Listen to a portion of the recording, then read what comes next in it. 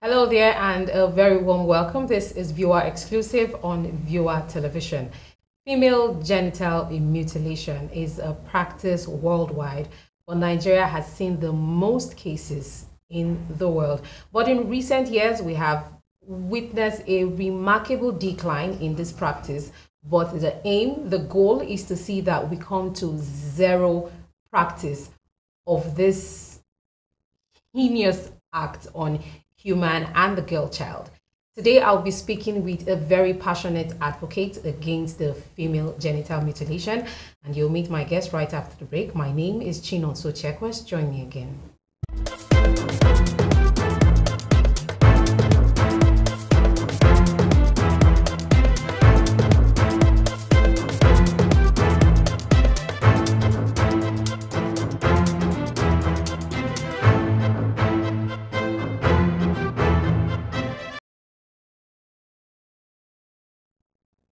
Many thanks for staying with me on Viewer Exclusive. Like I mentioned earlier, my guest today is a very passionate advocate against the female genital mutilation in Nigeria and in Africa. Her name is Onyinye Nwigwe. She's the Executive Director of FED Foundation. FED Foundation is the Friendly Environment and Human Development Foundation. Thank you so much for joining us here today. You're welcome. Yeah. I am so glad to be here. Yes, it's so amazing to have you around. Now, this is a very emotional conversation, I think, that we're about to have, because it hinges on a human rights, especially on the girl child, not especially on the girl child, because female genital mutilation, as the name implies, is the victims of this act are the girl child. But I would say that this is 2024. It will amaze you that I had a conversation with someone last week when I was informing the person that, oh, I was going to have this conversation. This is an adult. I was like, what am I talking about? What is female genital mutilation? I kid you not. So you're going to help enlighten us now, girls, what really female genital mutilation is. Okay. Thank you very much for having me. Yeah. And like you rightly stated, this is a very important issue that we call it's a form of gender-based violence. In fact, it's a cankerworm that is eating into our women and girls. Now, I'd like to correct, it's not just the girl child. It also affects the women. In the long run, the girls become women. So, and then these effects are usually lifelong.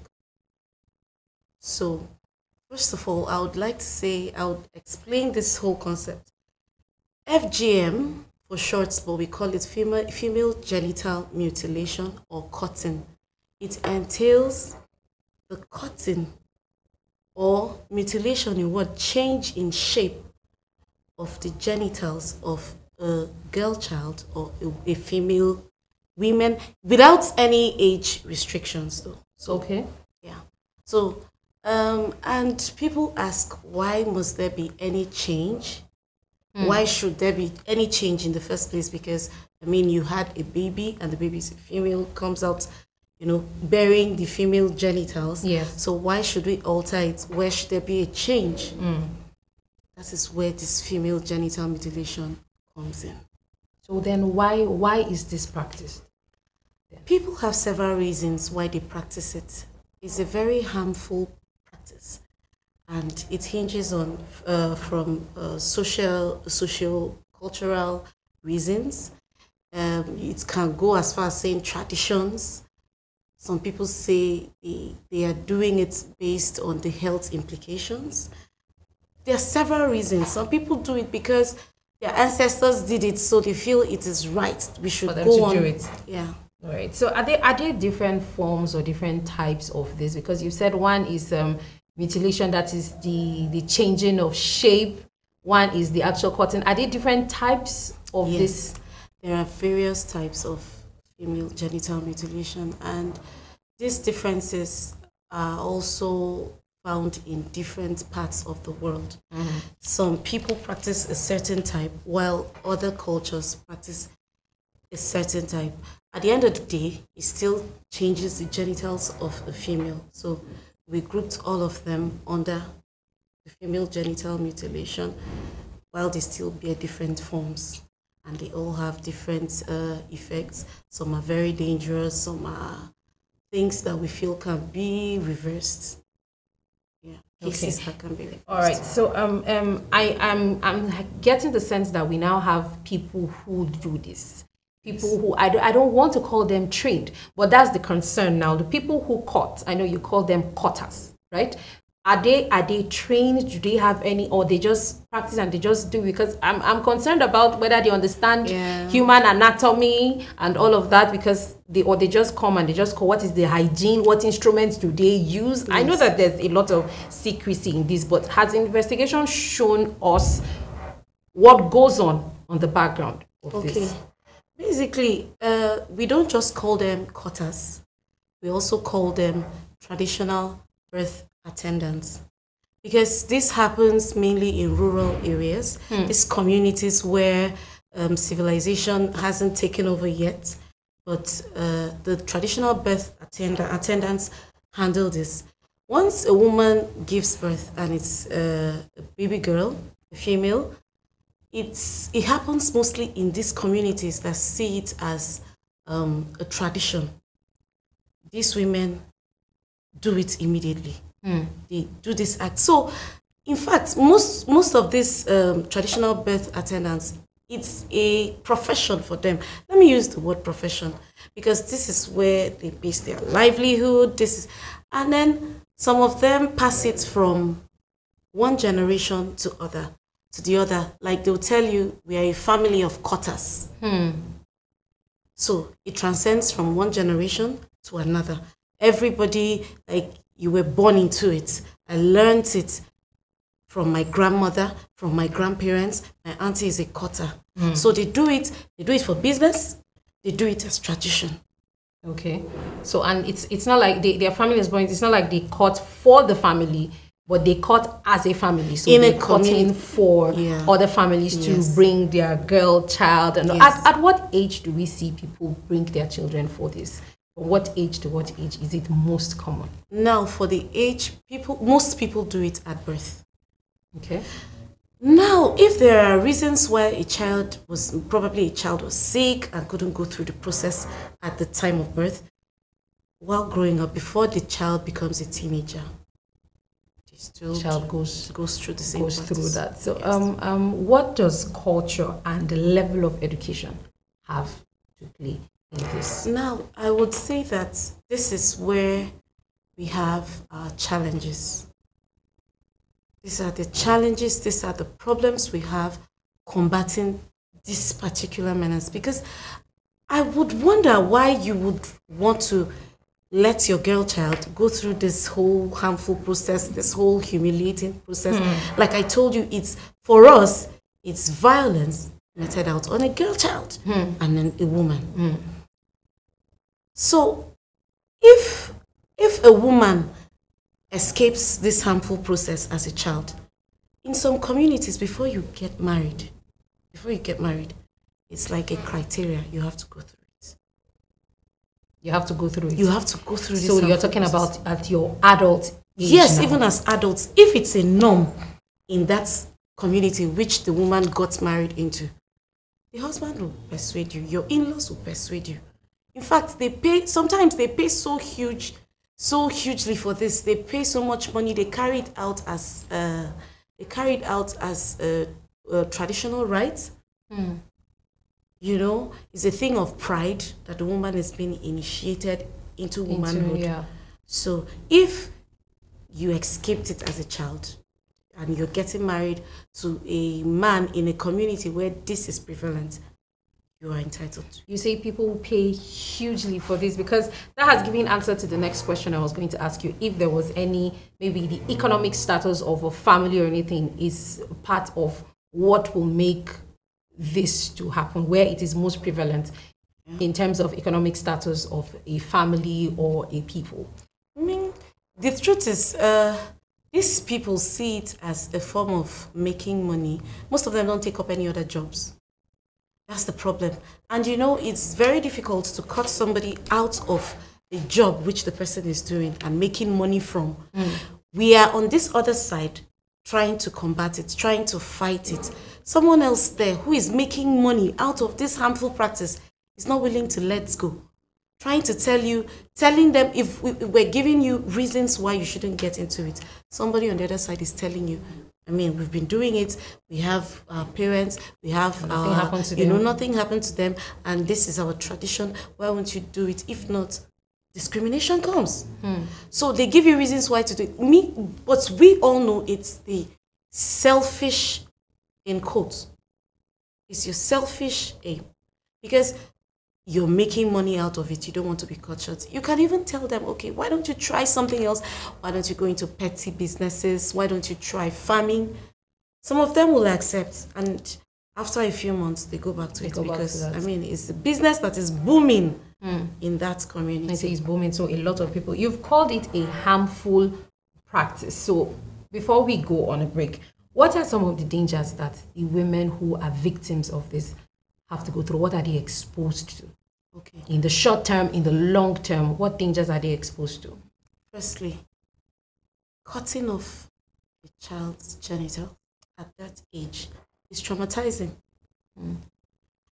And, you know, we all know that this is the human flesh. Cutting it off, there is always bleeding. Sometimes, because these people are traditional birth attendants, they are not exposed to the current medical situations and all of that. You find out that some children bleed to death. Oh, wow. Yes, it can get as bad as that. There's excessive bleeding, severe pain, and there's some level of bleeding and pain that can send a child or even a girl, a teenage girl, into shock. You see that after the process, they are unable to speak. They can't even tell you what they've gone through. It makes them very timid. They experience some trauma. Yes, there's a type or a form of trauma experienced. And then also, if you are trying to do this cutting for a teenage girl, there is a level of resistance.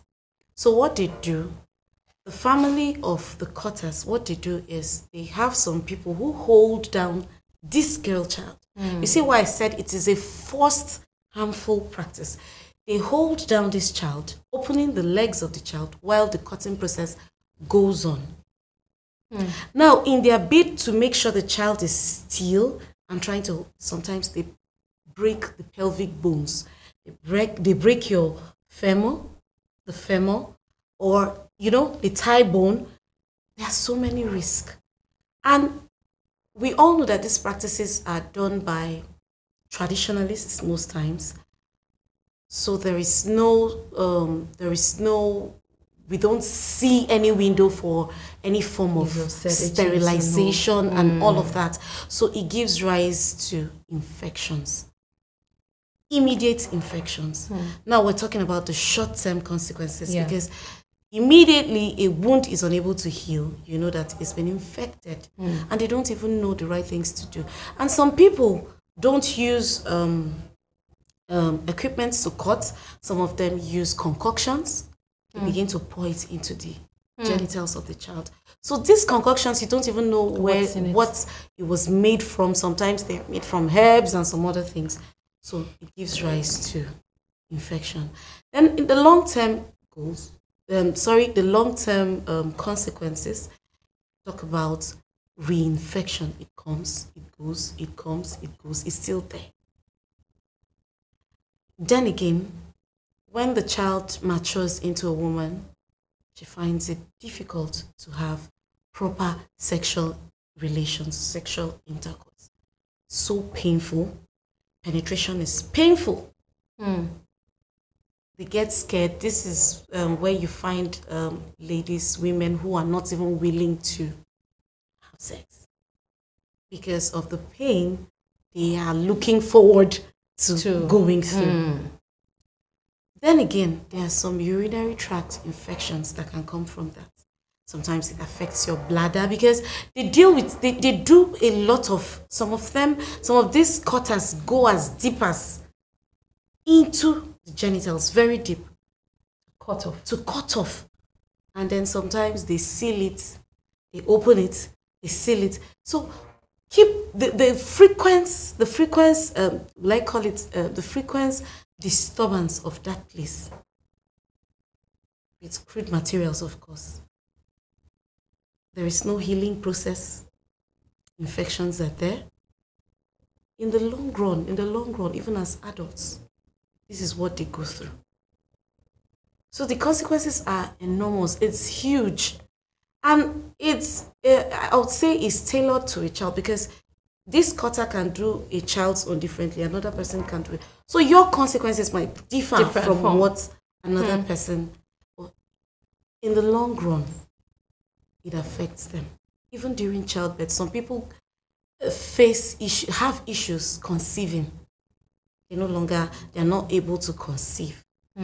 Probably because of a damaged organ, your fallopian tubes, it doesn't just go well.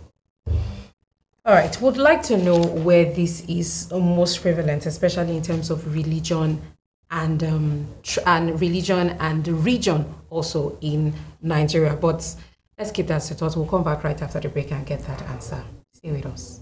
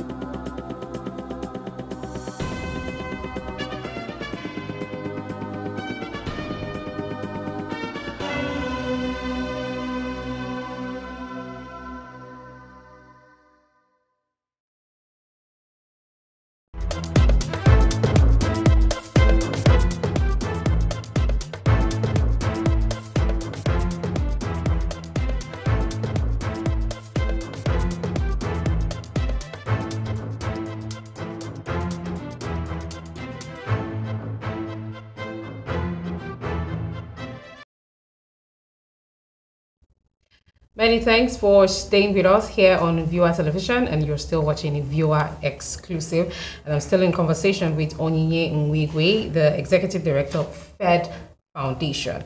And we're still talking about putting an end to female genital mutilation in Nigeria and in Africa. And before we went on a break, I was saying we'd like to know where this practice is most prevalent, especially in terms of region within Nigeria also. And does religion play any role in this? Yes. In the world as it is, we have a prevalence rate of 100 to 140 million girls and women who have either undergone this process or are in the line of fire. I would use that language. Yeah. Now, coming down to Africa, in coming down to the world, in the world at large, we have the continents affected like Africa, Middle East, Asia. We have some communities who still practice this. Then in Africa, we have places like Nigeria, Congo, Eritrea, Egypt, Somalia, Congo. There are several countries. In fact, because I would like to say they know this is wrong and this is a menace, so people keep it under the covers. They don't tell you exactly what they go through, including these victims. So, getting an exact number might be a little... Yeah. So it means, since this is kept secret, it means even from parents and from also the quarters too, they keep it secret. So we also have parents of these children who want their children to go through this form of circumcision also. Even in Nigeria.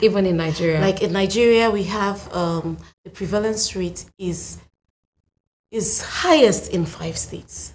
Which are? We have the Imo State, we have Ebonyi State, and then our southwestern states like Ekiti State, Osun State. In fact, in Nigeria is highest in Ekiti and Osun State. These practices still go on. And then, of course, we have it, like I mentioned, in Imo and Ebonyi. There are communities who see this as a trade, they see it as tradition. And then you asked for the role religion play. There are some religions that believe that FGM is a form of sensitization, I would use, or a form of keeping a girl child reserved. So this girl child is not going to be promiscuous in future. So we expect that with this process being carried out, she won't go further to disgrace her family. You won't see her being promiscuous. She'll put her legs together and closed, and some form of restriction on the girl child. But I mean, I know of a certain that it is not mentioned in the Bible, neither is it mentioned in the Quran. So I would say these are basically traditional beliefs, and religion comes to play. So rather than train a child, you send the child to go get mutilated to keep there. And I don't know how true this is, but I know growing up we used to hear that these girls that have been sent to do this, we expect that they are not promiscuous, but they end up being somewhat more promiscuous because they don't. One of the effects is that they don't have emotional feelings attached to having intercourse, so they can as well just be with anybody and be with a lot of men at the same time. So are they even actually getting, is there some facts to that? And are they actually now getting the results that they're... I would say that's no result for me. Yes, that's I would say that's no result for me, because subjecting a child... Now, remember, this children or child has no say in this process. And then when a girl child grows up and, gets into the phase of having sexual intercourse, the truth is they no longer have displeasure. Supposedly, this pleasure that comes with sex. Most times they don't have it. This is because they've been deprived by cutting off the clitoris. Or they're mutilating it or changing the shape. So there's nothing to arouse such feelings anymore. So you find out that their partners are struggling with how to get this my wife, or how to get my wife in the mood. They start struggling, and the girl like, I'm not feeling anything. I don't feel like having sex. It doesn't even come to mind. So like you rightly said, maybe there's a truth in it, because most people who engage in promiscuous sex, I'm not trying to be judgmental, don't do that with their feelings in it. So having several partners might not be of a big deal to them because of the way they feel. You feel. But eventually it damages your feeling hormonal. Get that? Yeah.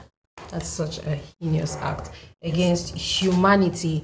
And this is leading me to ask where the law or policies is coming in to help this. We have laws, enacted laws that is saying that this practice is brought down to the barest level. Yes, in the world, we would say that several countries have adopted these laws of trying to curb these practices. In Nigeria, yes, we have a law governing it, a law that is trying to put it to a stop. But I would also say that it's not enough to enact laws. What do we do to enforce these laws? Now, this, like one of the laws we have, states that if anybody is caught violating this law, it's punishable by nothing more than a 4 years imprisonment or a fine nothing less than 200,000 naira. But we find out that these survivors or these victims are not willing to speak. They don't go to the law enforcement agents, like the police, to lead their complaints because it's like a back and forth. They go to the police and the police looks at the case, and then you come back to the community. They have community heads, they have traditional rulers who will tell you this is our practice, and they were not forced to do it. Their parents gave the rights for them to do it. And of course, at that time, the child has no right to consent because it's a child. So these laws, we are actually advocating for reforms. We're advocating for enforcement of these laws because I believe that if someone is being punished, it will serve as a lesson to others to follow. Yeah. But I mean, in recent cases, we haven't seen it. So we're doing our best, going to communities, telling them the dangers in it, because this thing starts actually from the home. If a parent sees the danger in this practice, he or she wouldn't want to, let their children pass through it.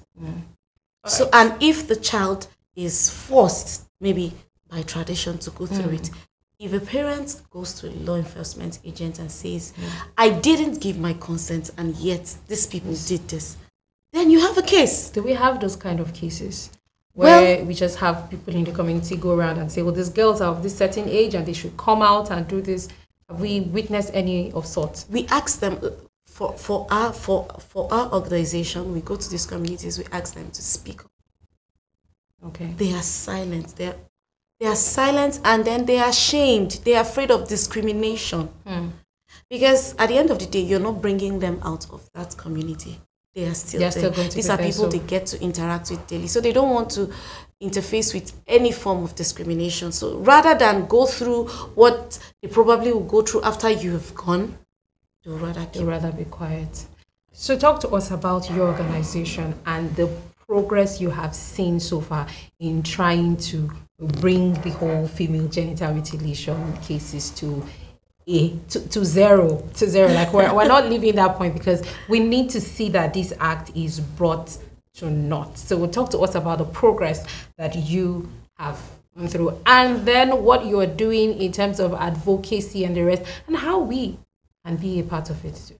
Okay, so FED Foundation is an NGO, Friendly Environment and Human Development, who are basically focused on fighting gender-based violence. Every form of gender-based violence, which FGM happens to be one of it. In fact, one prevalent one in Nigeria. So what we do is we do a lot of community advocacy. We go to these communities, we do sensitizations, we bring these traditional rulers, because now you have to bring the stakeholders together. You people have to be on the same page. You have to explain to them that these are the dangers. So this is what we do. We educate them. We go to schools, secondary schools. Now, we don't do much with the primary, but we also get them involved. But we go to secondary schools. We create programs where we teach them, tell them about this. We go to different places. We go to hospitals, and we have been fighting it, and we've been very successful. We have different projects that have been sponsored by different donors, like Amplify Change in the UK. We have donors like the CLV, Rise from Senegal. These are people who are also passionate about fighting this cause. And then, I mean, spreading the awareness cannot be overemphasized. We need people to talk about it. We need this conversation to keep going on and on. We need people to be aware, because, you know, we find out that we're fighting the people in the rural areas, people who are not exposed to this information. And then we find out that the menace happens in urban cities too. Right now, we find out that in hospitals, the so-called health practitioners, in quotes, use the regular Vaseline that we have and begin to press a child's clitoris to make sure it goes in. And they do it without the approval of the hospital board and all of that. I think maybe their personal asking them to do this, probably from the parents, and also personal convictions of these health workers. So you see, we're fighting on two fronts. You can't be, we're fighting both the rural areas and then the urban centers, who we expect to know this already. So as much as we're doing our best to make sure we talk to people, sensitize them, open up, bring up, you know, the secrecy should be unveiled. Everybody should get to see what is going on.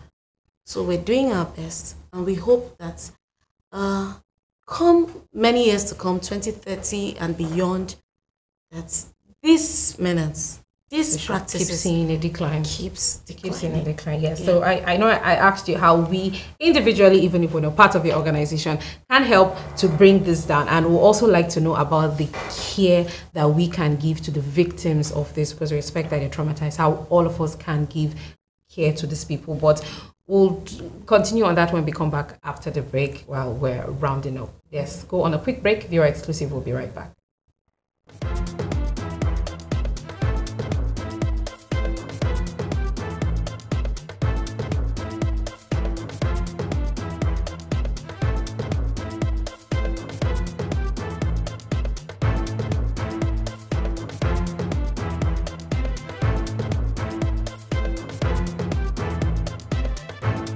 In this 21st century, where all the information we need is now in the palm of our hands. News from around the world, entertainment, celebrity gossip, sports, and much more.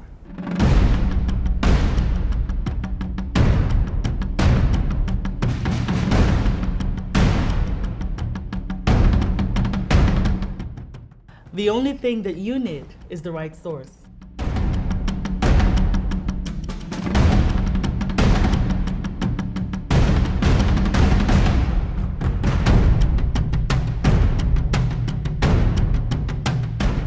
Viewer TV is now on the go. Simply check us out on our social media pages on Facebook, Instagram, YouTube, and Twitter for all the information you need.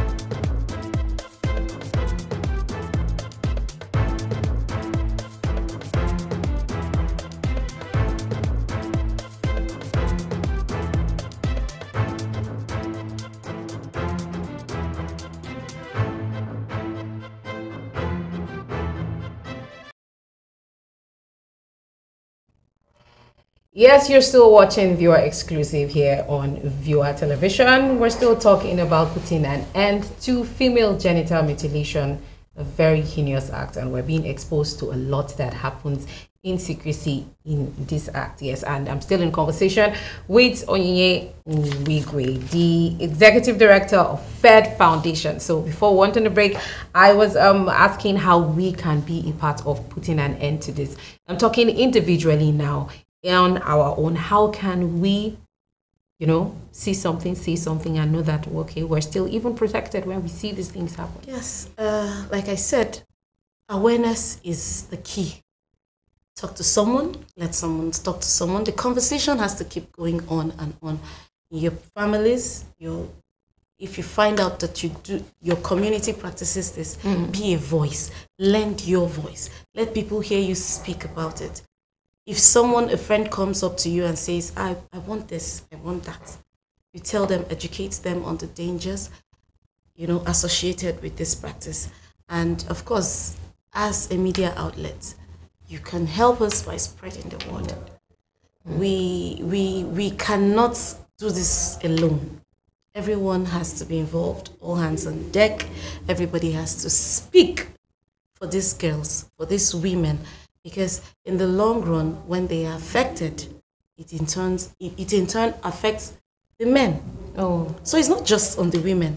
I mean, if you marry a woman who has already been a victim before or who has gone through this process, there are these emotional issues, the trauma and all of that comes along with it. with. All right, because you said it affects the men too, it affects the women, and that's I think one of our primary concerns now, Yes. because we already have people who are victims of this. Yes. Now, how do we help them get through this? Especially, I'm talking because I know this will affect them emotionally, affect them mentally, physiologically too. It will. So, what kind of care should these victims be given? Okay, first of all, I would like to say that discrimination against them is on the rise. So Okay. we need to, first of all, is acceptance. We need to accept them. I mean, these things happen to them without their consent. Yeah. So we need to accept them. We have psychologists who get to talk to them, and if any of them are having any health challenges as a result of, the procedure, there are various medical procedures that can help correct. They go for treatments. Like if they have infections, of course they need to speak to a healthcare provider who can probably help them, get through it. And then emotionally, they need to talk to people. And then the partners of these victims need to also understand that right now, this is the body of your partner. How you have to devise other means to gain same satisfaction that you're looking for. Is that possible? Yes, that's possible. I mean, I think it's a mindset thing. Okay. So these partners can go a long way to help. Acceptance, psychological, probably see psychologists to talk to them, go through a therapy session whatsoever, and also visit the health facility. I cannot stop emphasizing that, because I believe that if you find out there is a complication somewhere, the earlier you find out and sort it, the better. Not when the girl child has grown into an adult, she now finds out that I can't have a child. Meanwhile, this is something that it was possible to be corrected at an early stage. So these victims need to speak out first. We need to encourage them to speak out. And when they do, we shouldn't discriminate against them. All right. Because of something you mentioned now, I'd like to ask if medically there has been any research or anything that can help reverse this mutilation. Medicine is growing. Research is ongoing. Okay. So we can't rule that out. But for now, the basic thing they do, like some types of FGM that involves sticking or sewing together of the genitals. You can go through a surgical process of opening it, reopening it, and of course it will heal properly with the right drugs, right treatments, and all of that. So for now, we just have treatments for them. Okay. Yes. That helps them yeah. and keep them going and helps them to perform normally within the society. All right. Thank you so much for coming on. It was really amazing having you here on Unique, the Executive Director of Fed Foundation. And we're hoping that we'll do our best to keep taking this taking this to keep advocating to see that the female genital mutilation comes to zero in Nigeria and in Africa. So my guests, my viewers, if you see something, you hear something about FGM, please do say something to the right authorities. Right, yes, and that's all I can bring your way this episode of Viewer Exclusive. Thank you so much for sticking with us till the end, until I come your way again. My name is Chinon, so check us. Have a lovely day.